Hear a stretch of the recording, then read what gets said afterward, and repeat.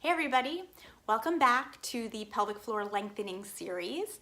Today we are going to work on a squat to help open up the pelvic floor. Squatting is not for everybody, so I'm going to work on two different experiences of this exercise. One is going to be lying down and one is going to be a standing squat.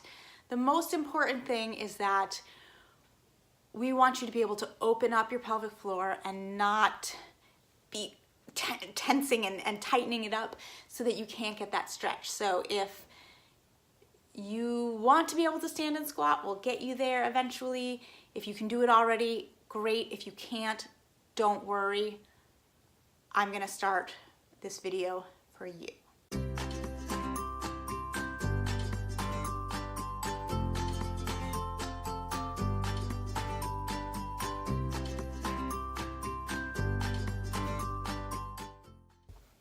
Okay, everybody, so if you are one of my friends here who is like, I can't squat, don't worry, we're gonna start on the floor. Squatting while lying down is just as beneficial for this stretch as it would be with our standing squat, which we'll do next, for those of you who have maybe a little bit more flexibility. So let's start by lying on our backs. And I'm going to have you just bring your knees up into your chest here, okay? Just so you kind of get this feel that you're in this little ball. And as always, don't hesitate to refer to the pelvic floor breath exercise, which I'll link up in a card for you. This breath is key and crucial, so you have to be doing this breathing while you are doing these exercises so that you get the most benefit. So now that we're lying here with our hands on our knees, you're gonna bring up your feet and you're just gonna grab behind your knees. Pull your feet back and open your legs until you feel a nice stretch in the inner thighs.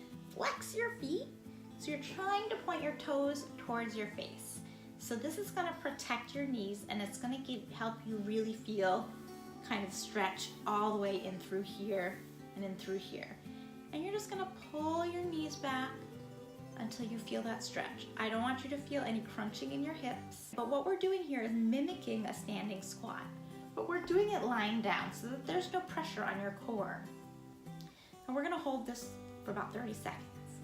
And you're gonna do this once or twice a day, 30 to 60 seconds. As always, don't forget, it's really important to hold the stretch for at least 30 seconds so that your body gets used to the stretch and your muscles go, this is where I'm supposed to be. So let's do this for the 30 seconds and let's do our nice belly breaths and imagining our pelvic floor opening up, our sits bones moving apart, just like in the breathing exercise, okay? So here we go, let's breathe in, breathe out. Breathe in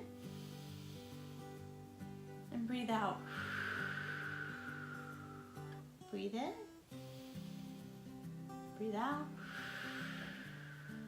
breathe in, and breathe out. You got this. So just keep that stretch going until you've really settled in and your body feels a little bit less tense from it. If that is easy, we can try it standing up. If standing up to do a squat is more your game, you are maybe an accomplished yogi, or you've been doing squats for a long time, or you feel really comfortable with that lying down squat and now you're ready to try a standing squat, we can do that.